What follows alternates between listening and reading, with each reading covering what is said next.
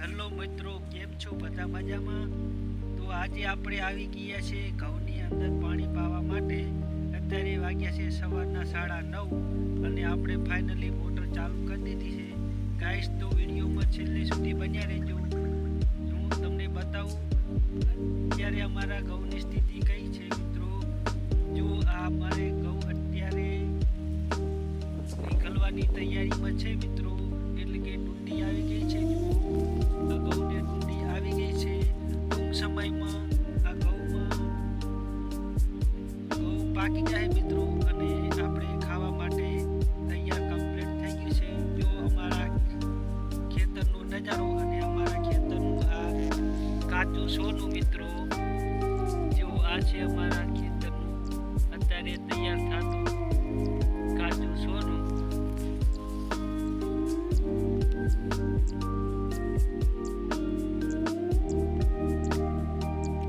ખેડૂત જ એક એવો દિલદાર માણસ હોય છે કે તેના ખેતરમાંથી મફતનું આપી શકે છે.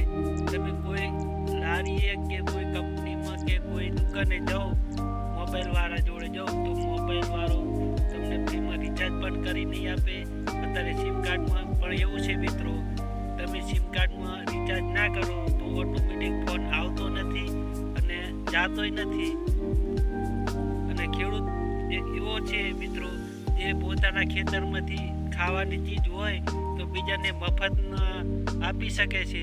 ખેડૂત જેવું દિલ, મોટું દિલ કોઈને હોય નહીં મિત્રો. એટલે ખેતીને, ખેડૂત મિત્રોને સપોર્ટ કરો મિત્રો, અને ખેતી કરવાની બધાને સલાહ આપો.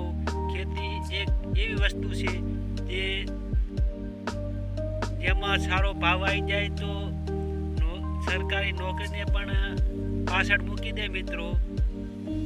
એટલે ખેતીને પ્રોત્સાહિત કરો, અને ખેતી કરવાનું બની શકે તો તમારા બાળકોને પણ શીખવાડો મિત્રો.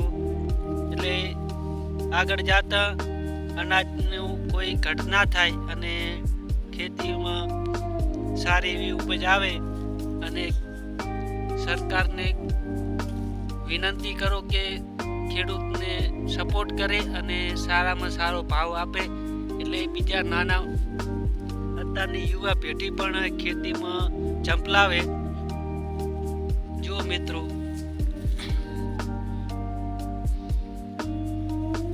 અમે આવી રીતે ખેતી કરીએ છીએ અને ફાઇનલી એક કેરો પૂગવાની તૈયારીમાં છે ગાઈસ. હવે આપણે ઘઉંની અંદર પાણી, હવે 3 કેરા બાકી છે. પછી ધાણાની અંદર ખાતર નાખવાનું છે. ખાતર નાખીને પછી ધાણામાં પણ પાણી ચાલુ કરવાનું છે મિત્રો.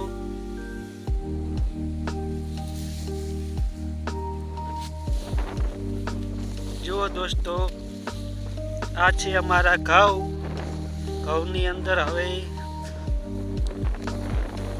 ઘઉં સારા છે. આમાં હતો પહેલા કપાસ કાઢીને ઘઉં વાવ્યા છે મિત્રો. ઘઉં બહુ જાડા સારા છે. પાણી અમારે ઘટ્યું હતું એટલે બાજુવાળાની મોટરનું પાણી લીધું છે. અને